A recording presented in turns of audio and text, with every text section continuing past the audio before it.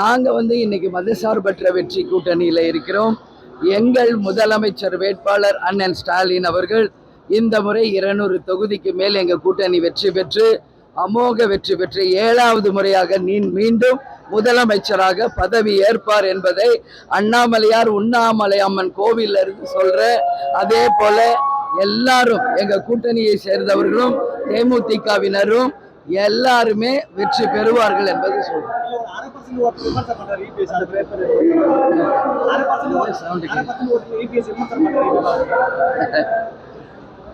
அது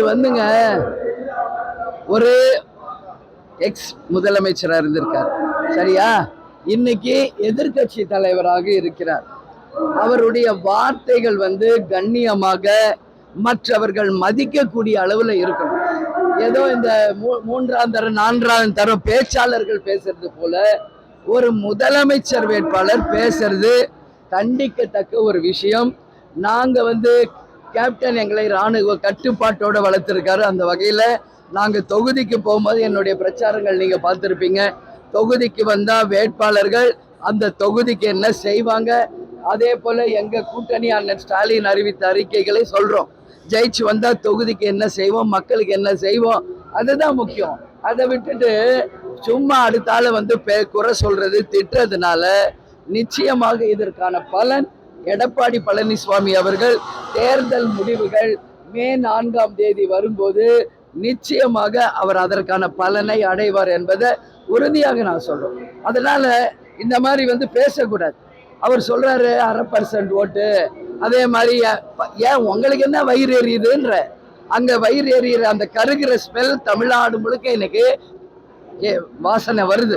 அவ்வளோ கருகுறாங்க, அவ்வளோ வயிற்றுச்சல். உங்க கூட தானே இருந்தோம் 2011 இருந்து 26 வரைக்கும்.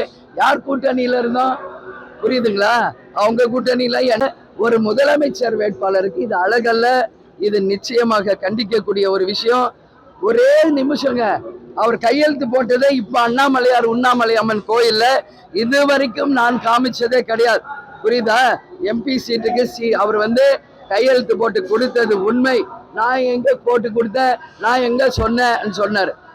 அரசியலில் மரியாதை காரணமாக கண்ணியத்தை கடைபிடிச்சு அதை நான் இது வரைக்கும் காமிக்கல. ஆனா இன்னைக்கு அதை காட்ட வேண்டிய ஒரு நிலைக்கு என்னை அவர் தான் கொண்டு போறார். பாருங்க, நீங்களே இத விஷுவல் எடுத்துக்கங்க. அவர் விஷுவல் பாருங்க. ஒரு 5 எம்பியும் ஒரு ராஜ்யசபாவும் தரப்படும் என்பதை அவர் ஒரு சைடும் நான் ஒரு சைடும் கையெழுத்து போட்டிருக்கோம். எந்த வருஷம் போட்டிருக்கோம்? மேல பாருங்க, 24 போட்டிருக்காரு. அப்ப 25 அவர் கொடுத்துருக்கணும். இதுல வருஷம் போடாம கொடுக்குறீங்களே, வருஷம் போட்டு கொடுங்கன்னு நான் சொல்லும் போது, தலைவர் எம்ஜிஆர் காலமா அம்மா காலத்துல இருந்து வருஷம் போடுறது இல்லம்மா, நான் என்னுடைய வார்த்தை தான் முக்கியம், இதெல்லாம் சும்மா ஒரு பேப்பர், என் வார்த்தை தான் முக்கியம்னு அதை நம்புங்கனர். அவருடைய அந்த சொன்ன அந்த வார்த்தையை நாங்கள் நம்பணும். ஆனா அவர் நம்பிக்கைக்கு புறம்பாக இன்னைக்கு ஏதோ பேசிக்கிட்டார். நான் எங்க சொன்னேன், யாரோ சொல்றதுக்கு நான் பதில் சொல்ல முடியாதுன்னாரு, சரியா? இன்னைக்கு என்ன சொல்றாரு, 1/2% ஓட்டுன்றாரு, அதுன்றாரு இதுன்றாரு. அது தப்பு. எங்களுக்கும் அது மாதிரி கீழ்த்தரமா பேச எங்களுக்கும் தெரியும்.